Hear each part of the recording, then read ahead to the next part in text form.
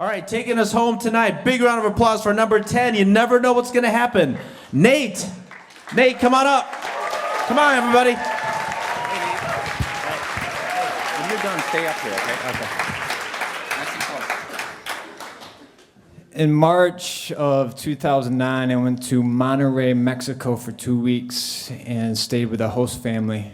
And one day, my host brother and I decided to go for a hike in the beautiful Sierra Madre mountain range.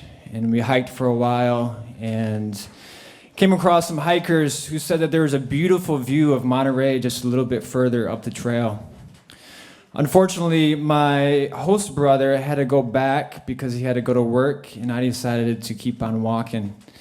And I walked for a while, but eventually the trail started to fade and it started to disappear, and I started bushwhacking through trees and bushes and cacti and thorn bushes, and I came to a rock face about 30 or 40 feet high and had the idea that maybe the trail was on the other side of this rock face. And there was a slight incline to this rock face, and I decided to give it a try. So I started to scramble up the side of this rock face, and I got halfway up and realized I had put myself in a dangerous position.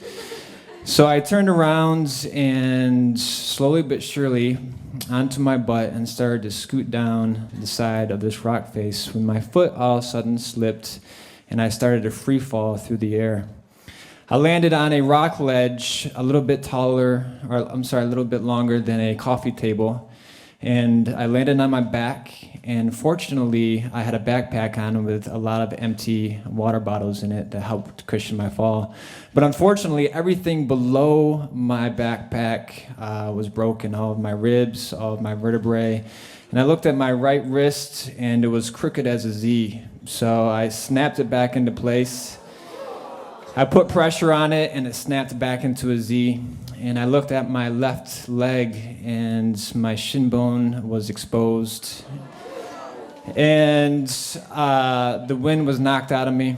And as soon as I caught my breath, I started to yell for help, except I couldn't remember for the life of me what help was in Spanish. So even though I took 3 years in high school, it was at a loss at that point in time. So I started yelling it in English.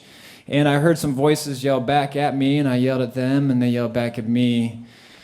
But eventually those voices disappeared, and I didn't hear from them again. So I had to make the decision, do I stay on this rock ledge, or do I take a risk and climb down off this rock ledge another 10 feet to the bottom? And I sat there and thought about it for a little bit, and with one good arm and with one good leg, without being able to see any handholds or footholds, I decided to climb down these last 10 feet, not knowing what would happen if I were to fall again. I've never prayed so hard before in my life, and by God's grace, I made it down to level ground, and I sat down and I started to crab walk back to the trail, but I didn't realize that when I was free falling, I had a bowel movement in my pants. I guess those kind of things happen when you fall, I learned later. And so with one good leg and one good arm and a pair of dirty shorts, I started to crab walk back to the trail, around all that cacti, through all those thorn bushes, over boulders, back to the trail. It took me 2 hours to go nearly 200 yards back to the trail. When I finally reached it, I was utterly exhausted, and I laid down under a tree in some shade and waited for somebody to come find me. And I waited through the afternoon and into the evening and into the night, and I didn't see or hear a soul. And the mountains in Mexico in March is not a warm place to be at night with just a light running jacket, a dirty pair of shorts, and some running shoes. And so I put my backpack over my head to keep me warm, and I didn't sleep a wink because anytime I moved my body just slightly, my body would throb with pain.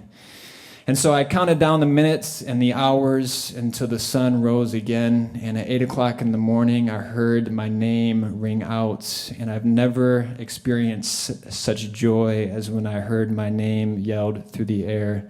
And it was my host brother who came up to find me. And when he and I had hiked the day before, that was his first time ever hiking in the mountains. And he took it upon himself to have the courage to come up and find me. So he called search and rescue. And they sent a team up and put me on a backboard. They carried me down the mountain to an area that was unobstructed by trees and by rock ledges. They called a helicopter, and I saw come around the ridge of this mountain a helicopter with a man on a wire hanging from the bottom of this helicopter. They hovered above me, lowered the man down. He strapped me to the wire. They lifted me up. I thought they were going to put me in the helicopter, but they actually just let me sway from side to side, and I finally got that beautiful view of Monterey. Thank you.